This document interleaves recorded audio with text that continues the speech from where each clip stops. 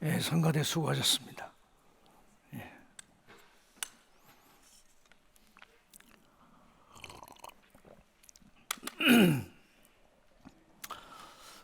앞뒤장으로 오늘도 말씀의 은혜가 함께 하시기를 바랍니다. 우리 축복하시면서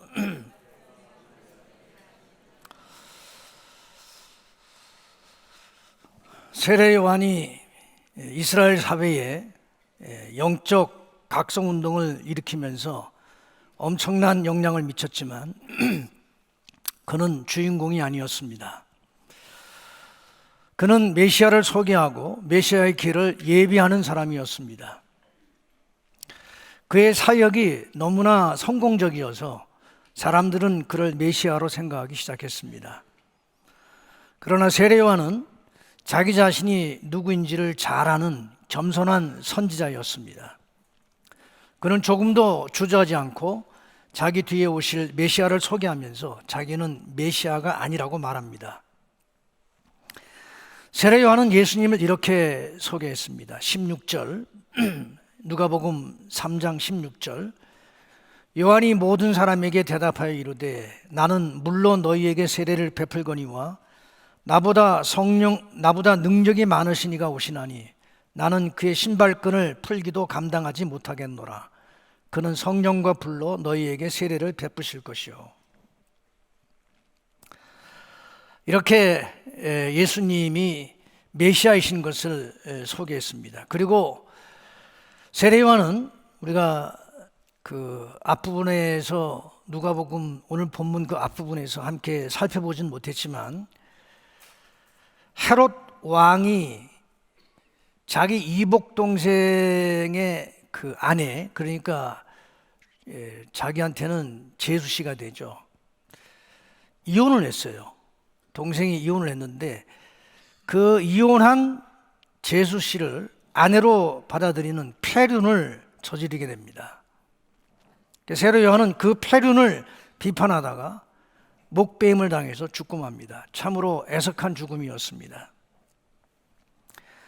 그러나 요한의 죽음이 우리에게 주는 메시지가 있습니다. 왜 예수님의 길을 예비했던 그가 이렇게 비참한 죽음을 죽어야 하는가? 이 요한의 죽음은 예수님의 죽음이 미리 예감되는 죽음이었습니다. 요한의 죽음이나 예수님의 죽음은 하나님의 백성으로 이 땅을 산다는 것이 가시밭길을 걸어야 하는 고난의 길임을 보여줍니다. 요한은 예수님을 여러 가지 면에서 미리 보여주었습니다. 외치는 메시지의 내용도 동일했습니다. 마태복음 3장 2절에 보면 요한은 이스라엘 백성들에게 회개하라, 천국이 가까이 왔느니라. 우리 예수님께서도 공사역을 시작하시면서 제일 먼저 외치신 메시지가 마가복음 4장 17절에 보면 이때부터 예수께서 비로소 전파하여 이르시되 회개하라, 천국이 가까이 왔느니라 하시더라. 그 요한이 죽기 전에 예수님은 요한에게 세례를 받습니다. 이때 요한은 예수님이 누구이신지를 알았기에 세례 주는 것을 주도했습니다. 자기가 이스라엘 백성들에게 소개한 메시아거든요. 근데 그 메시아가 자기에게 세례를 받으시겠다고 요단강으로 나오신 거예요. 그래서 세례 주는 것을 주도했습니다. 마태복음 3장 14절에 보면 요한은 말려 이르되 내가 당신에게서 세례를 받아야 할 터인데 당신이 내게로 오시나이까. 그러나 예수님은 이렇게 대답하셨습니다. 15절에 보면 이제 허락하라, 우리가 이와 같이 하여 모든 의의를 이루는 것이 합당하니라 하시니 이에 요한이 허락하는지라. 요한의 세례는 이미 지난번에 말씀을 드린 것처럼 죄 사함을 받는 회개의 세례였습니다. 분명한 것은 예수님이 사람의 몸으로 이 땅에 오신 것은 사실이지만 예수님은 죄가 없으신 분이십니다. 그런 의미에서 요한의 세례를 받으실 필요가 없는 분이세요. 그런데 왜 예수님은 요한에게서 세례를 받으신 것일까요? 예수님은 세례를 통해서 당신을 죄인들과 동일시하셨습니다. 죄인의 자리로 내려오신 것이죠. 예수님이 세례를 받으신 것은 당신에게 죄가 있어서가 아니라 백성들의 죄 때문이었습니다. 우리가 받는 세례는 죄 사함을 받기 위한 것이지만 예수님의 세례는 죄를 사하시기 위한 것이었습니다. 예수님이 받으신 세례는 우리의 죄값을 자신의 죽음으로 대신 치르시는 것을 의미합니다. 그런 의미에서 예수님이 받으신 세례는 예수님의 십자가를 상징합니다. 사실 예수님은 십자가를 나의 받을 세례라고 그렇게 말씀하셨습니다. 예수님은 십자가를 지실 이유가 전혀 없는 분이십니다. 그러나 예수님은 우리의 죄 때문에 죽으셨습니다. 우리를 대신해서 십자가를 지신 것입니다. 이것을 미리 보여주는 것이 바로 오늘 예수님의 세례입니다. 예수님은 세례를 받으실 필요가 없는 분이시지만 우리의 죄를 대속해 주시려고 세례를 받으셨습니다. 그러므로 예수님의 세례는 앞으로 전개될 예수님의 사역, 특별히 십자가 사역을 미리 보여주는 사건이요, 상징이라고 할 수 있습니다. 예수님이 세례를 받으신 후에 그 다음 행동을 주목하시기 바랍니다.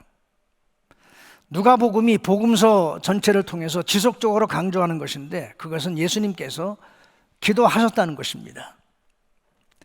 예수님의 사역의 중심에는 언제나 기도가 있었습니다.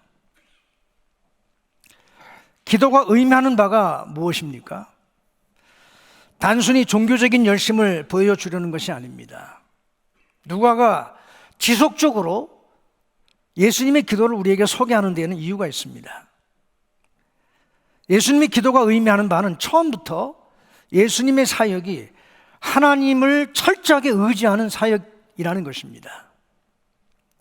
예수님의 삶과 사역은 철저하게 하나님에게 코드를 맞추는데 집중하고 있었다는 것을 보여주는 것이 바로 예수님의 기도였습니다. 그러면 예수님은 이 순간에 무엇을 기도하셨을까요? 물론 성경에는 예수님이 구체적으로 무엇을 기도하셨다라는 말씀은 없습니다. 그러나 우리가 앞뒤 문맥 속에서 충분히 예상하고 짐작할 수 있는 바는 예수님이 무엇을 위해서 기도하셨을까? 앞으로 감당해야 할 당신의 속죄 사역을 위해서 기도하셨을 것입니다. 세상을 구원하시려는 속죄 사역을 시작하시면서 잘 감당하실 수 있도록 기도하셨을 것입니다. 속죄 사역을 이루는 일은 엄청난 고난이 기다리고 있는 사역입니다. 십자가에서 당신의 몸을 제물로 바쳐야 하는 고난, 아버지 하나님으로부터 십자가에서 버림받는 고난이 기다리고 있는 사역입니다. 어떤 의미에서 세례를 받으시는 것은 그 사역의 출발을 의미하는 것인데 이 순간에 그 사역의 출발의 순간에 주님은 하늘 아버지의 뜻이 이루어지도록 기도하셨을 것입니다. 주님은 히브리서 10장 7절에서 이렇게 말씀하셨습니다. 이에 내가 말하기를 하나님이여 보시옵소서 두루마리 책에 나를 가리켜 기록된 것과 같이 하나님의 뜻을 행하러 왔나이다. 예수님의 모든 사역은 하나님의 뜻을 행하는 사역이었습니다. 예수님은 또한 십자가에 달리시기 전날 제자들과 최후의 만찬을 나누신 후에 겟세마네 동산에서 처절한 기도를 드리셨습니다.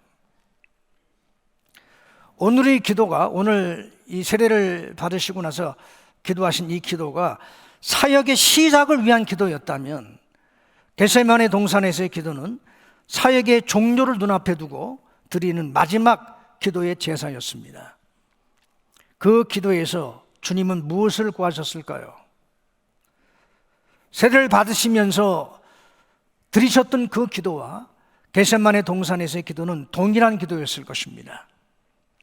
겟세마네 동산에서 주님은 이렇게 기도하셨습니다. 마태복음 26장 39절 조금 나아가사 얼굴을 땅에 대시고 엎드려 기도하여 이르시되 내 아버지여, 만일 할만하시거든 이 잔을 내게서 지나가게 하옵소서. 그러나 나의 원대로 마옵시고 아버지의 원대로 하옵소서. 주님은 십자가를 목전에 두고 그 십자가가 당신에게 얼마나 큰 부담이었는지, 얼마나 큰 스트레스였는지, 할만하시거든 이 잔을 내게서 지나가게 하옵소서. 솔직하게 예수님 당신의 심경을 표현하셨습니다.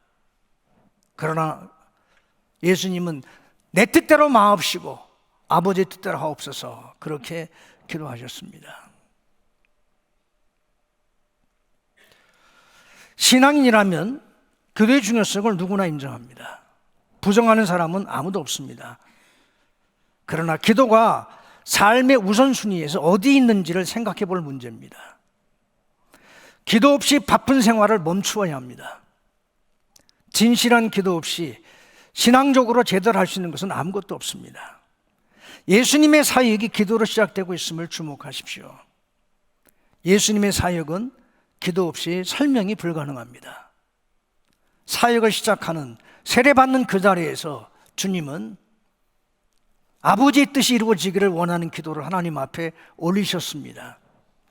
예수님의 사역, 모든 사역의 순간순간 그 사역은 하나님의 뜻을 이루는, 하나님 뜻에 순종하는 사역이었습니다. 마지막 십자가를 목전에 두고 주님이 통곡하면서 겟세마네 동산에서 기도했던 내용도 내 뜻대로 마옵시고 아버지의 뜻대로 하옵소서. 그 기도가 예수님의 사역을 가능케 했습니다. 예수님의 사역은 기도 없이 설명이 불가능합니다. 하물며 연약함을 지니고 이 땅을 살아가는 우리들에게는 말할 것도 없습니다. 기도 없이 바쁜 생활 중단하십시오. 기도가 내 삶의 우선순위에서 어디에 있는지를 다시 한번 점검하십시오. 우리 주님의 기도에 하나님이 초자연적인 역사로 응답하셨습니다. 21절, 22절에 보면 우리 주님이 기도하셨을 때 하늘이 열렸습니다. 그리고 성령님이 비둘기 같은 형체로 예수님 위에 강림하셨습니다. 그리고 하늘에서 음성이 들렸습니다. 너는 내 사랑하는 아들이라, 내가 너를 기뻐하노라. 오늘 본문은 기도가 왜 중요한지를 보여줍니다. 예수님을 통해서, 예수님의 기도를 통해서 기도하면 무슨 일이 일어납니까? 기도하면 하늘이 열립니다. 기도는 하늘 문을 여는 열쇠입니다.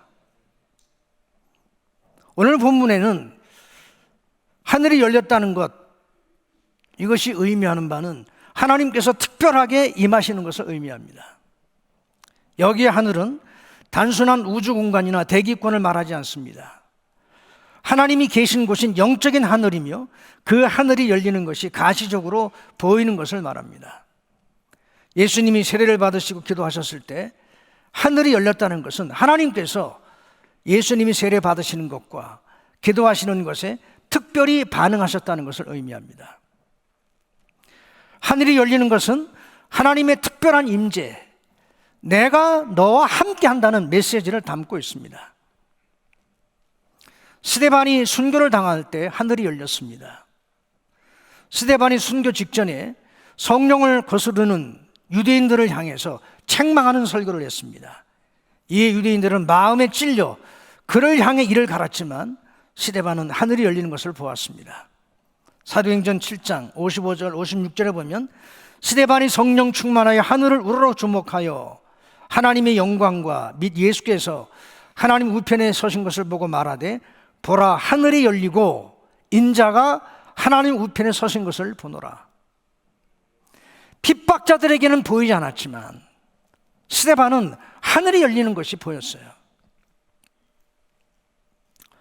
순교의 순간에 하나님이 함께 하심을 스데반에게 보여주신 것입니다. 저는 이 사건의 의미를 스데반에게 하늘이 열리는 것을 보여주신 이 어떻게 보면 영적인 표적이죠. 이 표적의 의미를 저는 이렇게 해석을 합니다. 하나님께서 순교를 바로 목전에 두고 있는 그 스데반에게 아들아, 장하다. 내가 너와 함께한다. 그들이 던지는 돌들을 무서워하지 말아라. 내가 너와 함께하마. 그 돌들이 너의 생명을 빼앗을지언정 나를 사랑하는 너의 사랑을, 그리고 너를 사랑하는 나의 사랑을 조금도 빼앗지 못할 것이다. 이제 잠시 후면 너는 내 품에 안길 것이다. 이런 의미를 담긴 표적이라고 말씀을 드릴 수 있습니다. 예수님이 세례를 받으신 사건은 두 가지 의미를 갖습니다. 하나는 메시아 대관식이라고 할 수 있습니다. 대관식이라고 하는 것은 그 왕이 즉위하는 식을 보통 대관식이라고 얘기를 합니다. 인류를 구원할 구세주의 즉위식입니다. 이 대관식에 삼일체 하나님이 가만 계실 수가 없는 것이죠. 축하해 주시고 격려하시기 위해서 강림하신 것입니다. 그래서 하늘이 열렸어요. 또 다른 하나는 왕이신 예수님의 사역의 내용이 세례를 통해서 공개된 것입니다. 이건 제가 앞에서 이미 말씀을 드렸습니다만 다시 한번 말씀을 드리면, 세례를 통해서 예수님의 사역이 공개되었는데 그것이 뭐냐면 바로 십자가입니다.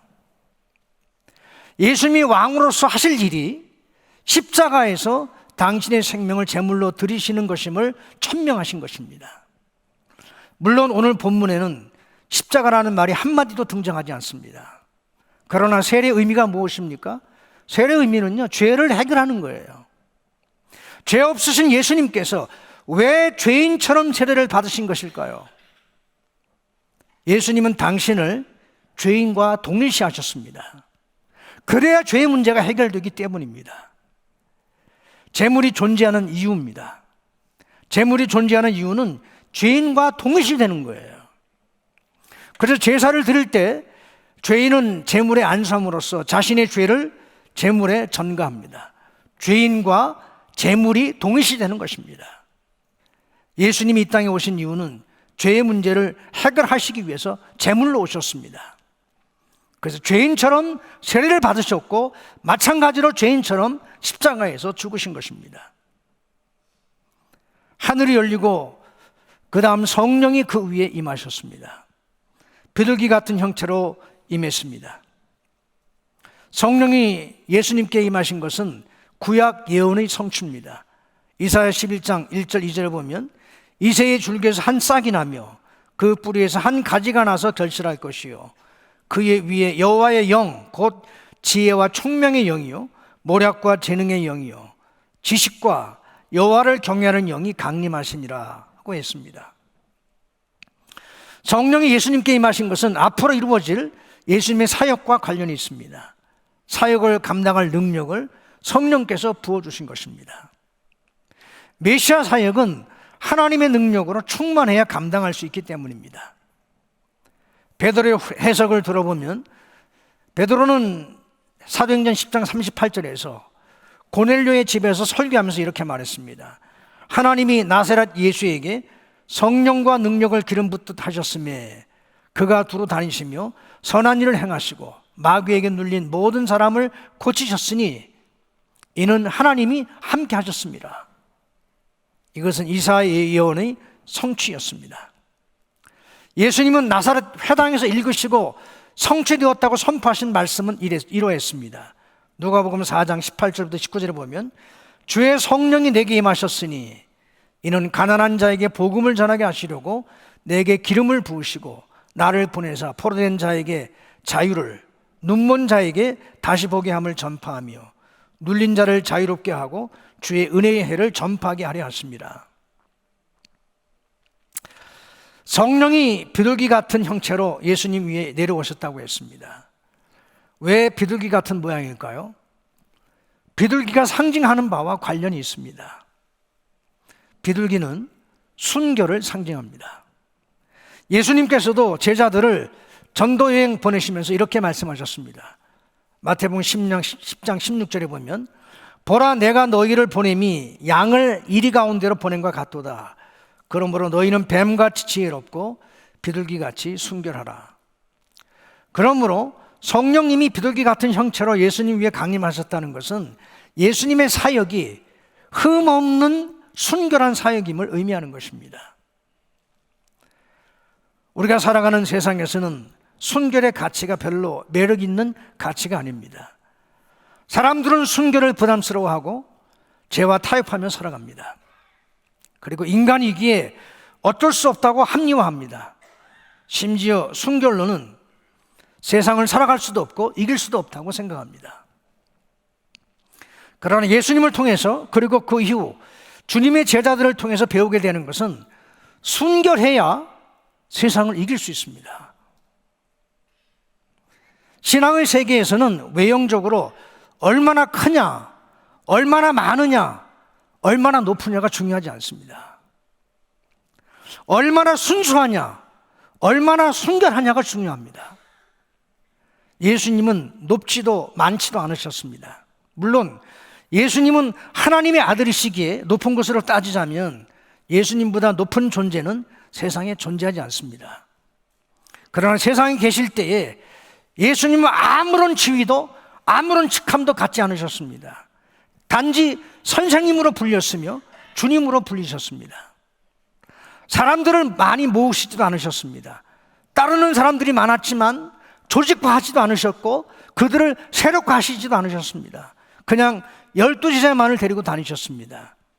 그런 의미에서 예수님은 높지도 많지도 많은 것을 소유하시지도 않으셨습니다. 그러나 그분은 순결하신 분이셨습니다. 기독교가 초창기에 초기 역사 속에서 세상에 영향력 있는 강력한 하나님의 군대로 하나님의 사람들로 쓰임받을 수 있었던 것은 그들이 재산을 가지고 있었기 때문도 아니요 권력을 가지고 있었기 때문도 아닙니다. 그들이 세상에서 지위가 높았기 때문도 아닙니다. 그들은 순결했습니다. 오히려 중세교회는 권력을 장악하고 세상의 황제가 교황 앞에 무릎을 꿇는 시대였습니다. 많은 재산이 교회로 집결해서 모이는, 교회가 재산을 가지고 그 재산을 늘려가는, 재산이 모이고 권력이 모이고 사람이 모이는 태어나면 전부 크리스찬이었습니다. 그러나 그 중세시대를 우리는 암흑기라고 부릅니다. 기독교 인구가 지금은 우리 한국의 경우에 20%가 못 된다고 얘기합니다. 18%, 한때는 25%까지 올라갔었는데 지금은 많이 줄어서 한 18%라고 이야기를 합니다만, 어쨌든 20%든 25%든 기독교가 인구가 이렇게 많아진 지금과 오히려 초창기 기독교가 처음 한국에 들어왔을 때 구한말이나 일제시대 때 기독교 인구는 5% 미만이었습니다. 그러나 지금의 기독교와 구한말 일제시대의 기독교를 비교해 볼 때 어느 쪽이 영향력이 있다고 생각하십니까? 5% 미만이었던 그때가 훨씬 영향력이 있었어요. 그럼 그때 크리스찬들이 힘이 있었기 때문에 더 영향력이 있었습니까? 천만에요. 초창기 크리스찬들은요, 평민들, 상놈들, 이런 사람들이 대부분이었습니다. 오히려 지금의 크리스찬들은 권력도 있고 힘도 있고 재력도 있습니다. 근데 왜 지금의 기독교가 초창기 그 시대의 한국 기독교보다 훨씬 더 영향력을 상실했습니까? 순결을 잃어버려서 그래요. 더 이상 순결하지가 않아요. 목사도 그렇고 평신도도 그렇고 더 이상 순결하지가 않아요. 창피해요. 뉴스를 도배하는 우리 기독교 뉴스는 전부 수치스럽고 부끄럽고 창피한 것 뿐이에요. 순결을 상실했어요.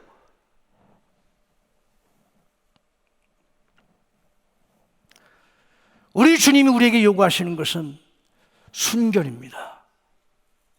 순수성을 회복하는 것입니다. 제가 지난주일에도 그런 말씀을 드렸습니다마는 이상주의가 굉장히 비현실적인 것 같고 말이 안 되는 것 같지만 크리스찬들은 이상을 꿈꿔야 합니다. 이 상을 붙들어야 합니다. 이 상에 자신의 삶을 맞추어야 합니다. 우리가 순수함을 놓치는 순간 우리는 모든 것을 다 잃어버립니다. 우리 주님이 세례를 받으시면서 당신의 공사역을 시작하실 때 성령이 왜 비둘기 같은 형태로 임하셨을까요? 주님께서 이루시는 앞으로의 사역은 성결한 사역, 순결한 사역이라는 것을 보여주시려는 것입니다. 또한 비둘기는 새로운 시대의 도래를 알려주는 동물로 성경에서 기억되고 있습니다. 노아의 홍수 심판 때 노아의 방주에서 새로운 시대를 알려주는 동물은 바로 비둘기였습니다. 온 세상이 물로 덮였지만 점점 물이 말라가고 있을 때 지상에 내려갈 수 있는지를 확인시켜준 동물이 바로 비둘기였습니다. 비둘기가 물고 온 감람나무 잎은 새로운 시대의 도래를 노아와 그 식구들에게 알려주었습니다. 비둘기 같은 형태로 강림하신 성령님은 예수님이 새로운 창조를 가져오는 새로운 시대가 시작되었음을, 그 예수님이 새로운 창조를 가져오시고 새로운 시대를 여시는 그런 분이심을 알리고 있습니다. 그리고 그 다음 하나님의 음성이 들렸습니다. 이것은 예수님이 누구이신지를 하나님이 직접 증명하신 사건입니다. 너는 내 사랑하는 아들이라, 내가 너를 기뻐하노라. 이는 예수님의 사역을 적극적으로 지지하시는 성부 하나님의 음성입니다. 예수님께서 세례를 받으시는 이 장면은 예수님의 메시아 취임식입니다. 우리식으로 표현하자면 임직식입니다. 이제 공적으로 사역을 시작하는 임직식에서, 취임식에서 가장 중요한 것은 성부 하나님의 적극적인 지지와 후원입니다. 예수님의 사역은 인간적으로 고독하고 외로운 사역이었습니다. 가족들에게도 이해받지 못하셨고 사랑을 쏟아 부었던 제자들에게 버림받는 고독한 십자가의 길이었으나 언제나 지지하시고 격려하시는 하늘 아버지의 지지와 격려, 너는 내 사랑하는 아들이요 내가 너를 기뻐한다, 이 말씀이 항상 우리 주님에게 힘이 되었고 사역을 감당케 하는 원동력이었습니다. 사랑하는 교회 여러분, 우리도 마찬가지입니다. 세례요한이 그러했듯이, 우리 예수님이 그러하셨듯이, 사도행전에 등장하는 주의 제자들이 그러했듯이 우리가 이 세상에서 살아가는 길은 꽃길을 밟는 길이 아닙니다. 언제나 고난이 기다리고 있고 십자가의 길입니다. 그 십자가의 길을 걸어갈 때, 그 십자가를 짊어지고 주를 따를 때 힘들고 어렵지만 우리 주님께서 우리 주님에게 말씀하셨듯이 너는 내 사랑하는 아들이고 너는 내 사랑하는 딸이다, 내가 너를 기뻐한다, 이 말씀이, 이 위로가, 이 격려가 세상과의 싸움에서 지치지 않게 만들고 영적 싸움에서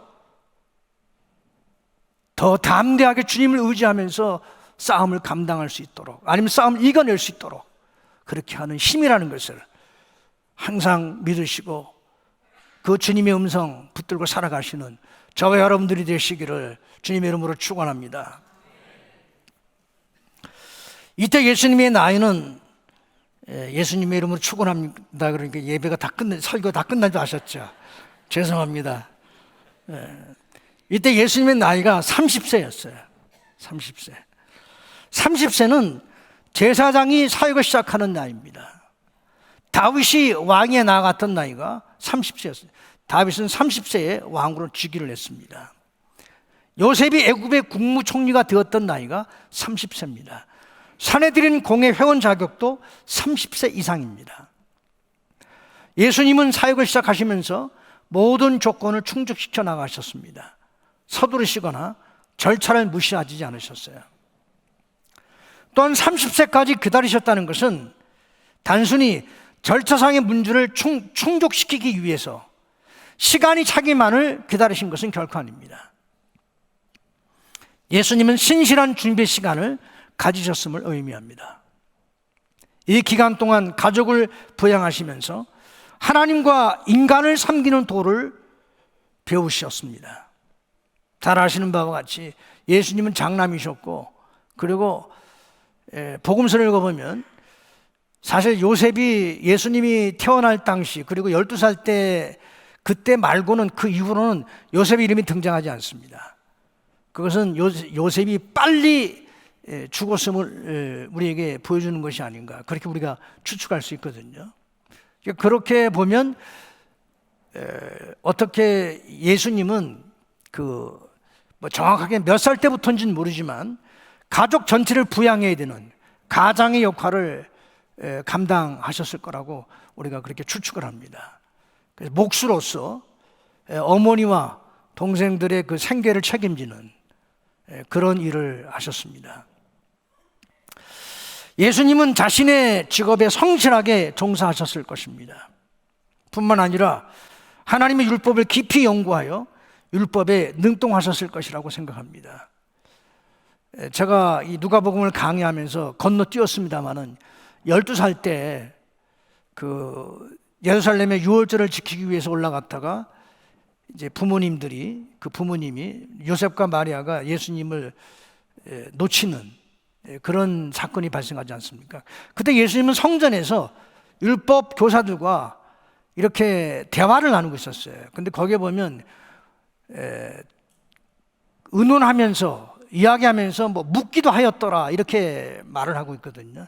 근데 유대인들의 그 언어 습관에서 묻는다는 말은 배운다는 의미예요. 그래서 우리는 학교에 갈 때 애들 보고 뭐 요새는 뭐 그런 얘기 안 합니다만 어릴 적에 학교 가서 많이 배우고 오너라 이렇게 이야기를 하는데, 유대인들은요 애들한테 선생님한테 많이 물어보고 오너라 이렇게 얘기한대요. 그러니까 묻는다는 얘기는 배운다는 얘기예요. 12살 때 예수님은 성전에서 율법 교사들에게, 랍비들에게 열심히 율법을 이렇게 배우시면서 대답하시는 이런 장면이 나와 있거든요. 그걸 보면 예수님은 숨은 이 30세까지의 기간 동안 성실하게 율법을 연구하시고 묵상하신 게 아닌가, 그렇게 우리가 충분히 짐작할 수 있습니다. 사람은 누구나 진실한 준비 시간이 필요합니다. 특별히 하나님의 사역자로, 하나님의 일꾼으로 쓰임받기 위해서 누구나가 신실한 준비 시간이 필요하다는 것 잊지 마십시오. 모세는 출애굽의 사역을 위해서 80년의 준비의 시간들을 가졌습니다. 40년은 이집트의 왕궁에서, 40년은 미디안 광야에서 이렇게 준비의 시간들이 채워졌을 때 하나님이 호렙산에서 그를 부르신 거예요. 바울은 이방 선교 사역을 위해서 회심한 이후에도 아라비안 광야에서 3년 동안 준비의 시간을 가져야 했습니다. 광야는 사람이 살지 않는 곳입니다. 그 광야에서 바울이 뭘 했을까요? 사람이 살지 않는 그런 곳에서 무엇을 했을까요? 말씀 묵상하고 기도하고 이러면서 3년을 보내면서 준비의 시간을 가졌던 것입니다. 앞으로 감당해야 할 이방인의 사도로서 세계를 네 바퀴를 돌면서, 사도행전은 3차 선교행까지만 나와 있습니다만은 나중에 한 번 더 선교행을 하게 되거든요. 얼마나 힘들고 어려운 시간들을 많이 경험하게 됩니까? 이런 준비의 시간들이 있었기 때문에 그 사역을 다 감당할 수 있었던 겁니다. 여러분, 우리도 마찬가지입니다. 성실하게 준비 시간을 갖는 자가 쓰임을 받을 수 있어요. 그래서 물론 지금 현재 쓰임 받고 있는 분들이 나는 준비 시간이 없었던 것 같아 이러시면서 하고 있던 그 일을 다 놓으라, 손 놓으라 이 소리가 아닙니다. 오해하지 마십시오. 준비의 시간을 얼마든지 지금 이렇게 가지실 수 있어요. 기도하는 시간을 자꾸 가지려고 애를 쓰십시오. 기도의 시간을 늘리려고 애를 쓰십시오. 말씀 묵상의 시간을 늘리려고 애를 쓰십시오. 그건 전부 사역을 위해서 반드시 가져야 할 준비의 시간들이에요. 다른 사람들을 섬기는 훈련을 자꾸 하십시오. 의도적으로 사랑하는 훈련을, 섬기는 훈련을 자꾸 하십시오. 여러분의 주머니를 터는 훈련을 자꾸 하세요. 모으는 것보다 섬기고 나누는 삶을 살려고 계속 노력하시는 것, 그것이 바로 준비 시간을 갖는 것입니다. 이제 그 다음에 등장하는 것이 예수님의 족보입니다. 왜 족보가 여기에 나오는 것일까요? 예수님이 세례를 받으시고 난 후에 족보가 등장하는 이유가 있을 것입니다. 누가의 족보는 마태의 족보와 여러 가지 면에서 비교가 됩니다. 마태복음에 등장하는 족보는 아브라함으로부터 시작됩니다. 강조하는 인물은 아브라함과 다윗입니다. 그러나 누가는 여러분이 이 족보를 보시면 아시겠지만 예수님으로부터 시작해서 거꾸로 거슬러 올라가서 아담까지 거슬러 올라갑니다. 마태의 족보는 유대적입니다. 유대인의 왕의 족보입니다. 예수님이 유대인의 왕으로 오신 분임을 강조하는 족보입니다. 반면에 누가의 족보는 인류적입니다. 유대인뿐 아니라 이방인을 모두 포함합니다. 그래서 족보가 유대인 혈통을 통과해서 첫 인간 아담까지 거슬러 올라갑니다. 족보가 인류 전체를 담고 있습니다. 22절에서 세례를 받으신 이후에 하나님께서 내 사랑하는 아들이라고 말씀하셨습니다. 그런데 족보가 끝나는 마지막 부분이 어떻게 되었느냐 하면 아담은 하나님의 아들이라고 밝히고 있습니다. 세례와 족보가 효과적으로 연결되어 있습니다. 앞에 사랑하는 아들은 예수님이시고 뒤에 족보 끝에 하나님의 아들은 아담입니다. 우리 한글 성경은 그 위는 이렇게 되어 있습니다만은 그걸 정확하게 번역하면 누구누구의 아들이에요. 그걸 전부 다 그 위는 이런 식으로 다 번역을 했습니다. 이 두 하나님의 아들 예수님과 아담이 서로 연결되어 있습니다. 인류의 조상 아담은 첫 번째 아담이요, 예수님은 마지막 아담 혹은 둘째 아담임을 나타내는 것입니다.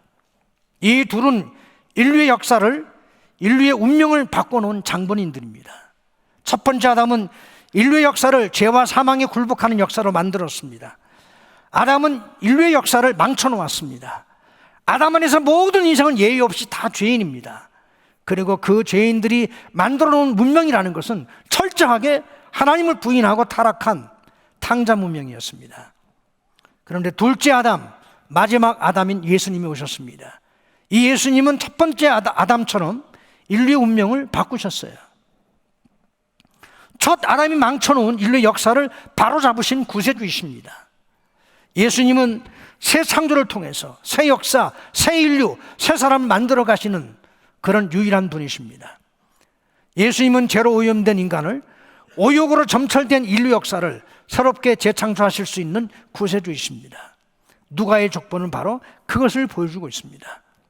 사랑하는 성도 여러분, 예수님은 죄와 욕심으로, 실패와 절망으로, 다툼과 삐뚤어진 경쟁으로 망가지고 깨어진 우리의 삶을 새롭게 재창조하실 수 있는 우리 인생의 구세주이십니다. 그분은 우리를 고치시려고, 우리를 구원하시려고 이 땅에 오셨어요.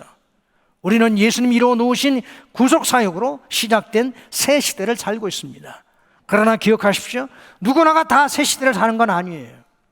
지금도 여전히 첫인간 아담이 망쳐놓은 어둡고 절망적인 옛시대, 죄와 죽음이 왕노릇하는 옛시대를 사는 사람들이 있습니다. 새 시대를 여신 예수님을 모르기 때문입니다. 예수님과 아무 상관이 없으면 아담으로 인해서 망쳐진 절망적인 옛시대를 사는 것입니다. 시간이 흘렀다고 저절로 새 시대를 사는 것은 아닙니다. 예수님을 영접하지 않으면 옛시대를 사는 것입니다. 새 시대를 살 것인가 아니면 옛시대를 살 것인가 하는 것은 시간이 해결해 주지 않습니다. 선택의 문제예요. 주님을 믿기로, 주님을 따르기로 결단해야 합니다. 그러면 주님께서 새 시대를 살게 하실 것입니다. 우리는 빛나는 새 시대로 옮겨놓으신 주님의 은혜를 찬양합니다. 이제 말씀을 맺으려 합니다. 예수님 받으신 세례는 예수님의 사역을 시작하는 임직식인 동시에 예수님의 사역의 성격을 설명합니다. 예수님의 세례는 우리를 죄에서 구원하시려는 예수님의 십자가 사역을 상징적으로 보여주며 예수님의 사역이 기도 사역이고 삼위일체 하나님이 함께 하시는 사역임을 보여줍니다. 그래서 성령님이 비둘기 같은 형태로 강림하셨고 성부 하나님이 오늘 내 사랑하는 아들이요 나는 너를 좋아한다, 나는 너를 기뻐한다라고 지원하셨습니다. 오늘 본문에서 가장 가슴 뛰게 하는 구절은 하늘이 열린다는 말씀입니다. 하늘이 열리는 것이 우리의 신앙생활과 무관하지 않음을 보여준 인물은 스데반입니다. 사실 예수님에게 발생한 일들을 이렇게 일반화시켜서 말하는 것은 조심해야 합니다. 예를 들면 예수님께서 십자가에 달리셨으니 우리도 십자가에 달려야 한다고 생각하는 것은 난센스입니다. 물론 예수님은 우리에게 십자가를 지라고 말씀하셨지만 예수님처럼 인류의 죄를 대신해서 지는 십자가와 같은 것은 아닙니다. 그런데 예루살렘 교회 집사였던 이 스데반이 하늘이 열리는 것을 경험했다면 우리에게도 가능한 거예요.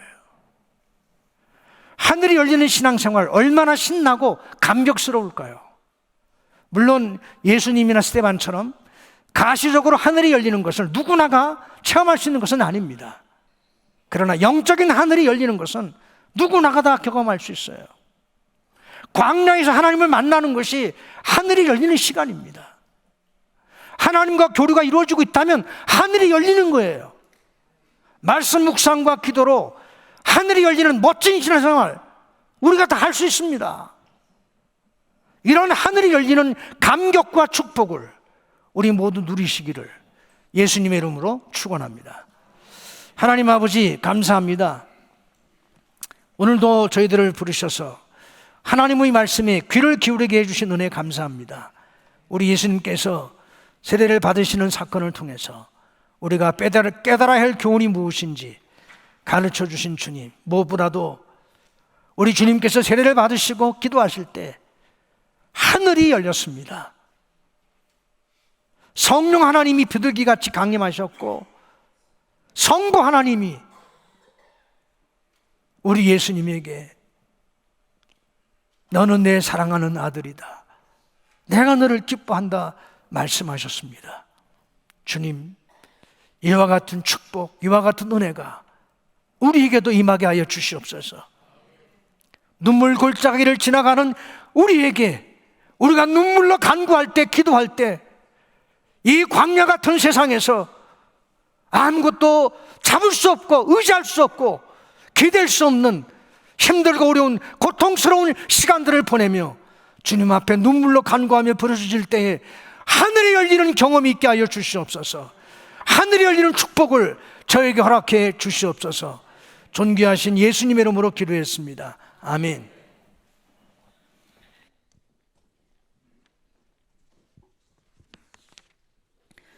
송축해 내 영혼 찬양하시면서 드린 예물 봉헌하고 예물을 위한 기도와 축도는 서상기 목사님께서 해주시고 축도 후에는 김성재 목사님의 어나운스 시간이 있겠습니다.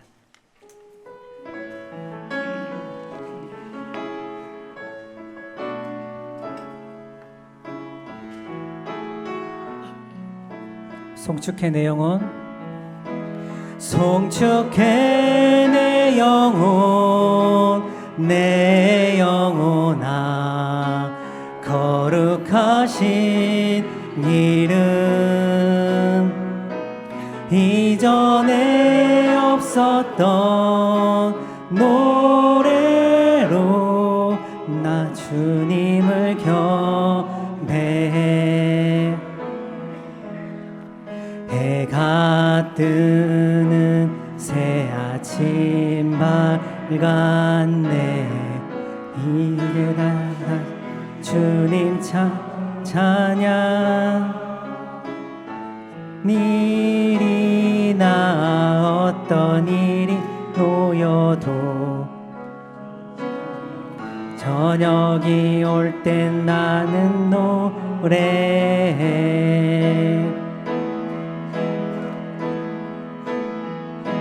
송축해 내 영혼, 내 영혼아 거룩하신 이름, 이전에 없었던 노래로 나 주님을 경배해.